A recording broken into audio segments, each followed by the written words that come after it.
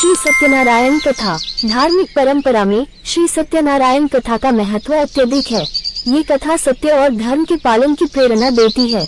चलिए संक्षेप में सुनते हैं श्री सत्यनारायण की कथा। एक समय की बात है, एक नगर में एक ब्राह्मण रहता था।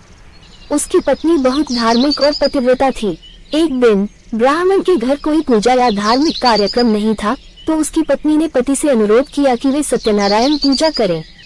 ब्राह्मण ने कहा कि मेरे पास पैसे नहीं है और पूजा के लिए अनुष्ठान का खर्च उठाना मुश्किल होगा।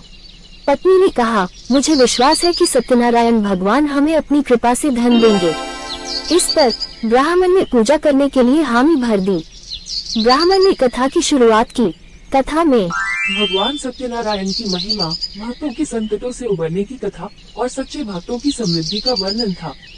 ब्राह्मण ने श्रद्धा और भक्ति से कथा का आयोजन किया। उस दिन ब्राह्मण के घर एक व्यापारी आया और उसे एक बड़ा ऑर्डर मिला, जिससे उसे भरपूर धन मिला। ये देख ब्राह्मण और उसकी पत्नी ने भगवान सत्यनारायण की पूजा को नियमित रूप से करने का संकल्प लिया। धीरे धीरे उनका जीवन समृद्धि और सुख से भर गया। ब्राह्मण का विश्वास और सत्यनारायण की भक्ति ने उन्हें असाधारण समृद्धि और शांति प्रदान की। श्री सत्यनारायण की कथा हमें सिखाती है कि सच्ची श्रद्धा और विश्वास से भगवान की कृपा प्राप्त होती है। नियमित पूजा और धर्म के प्रति समर्पण से जीवन में सुख और समृद्धि आती है।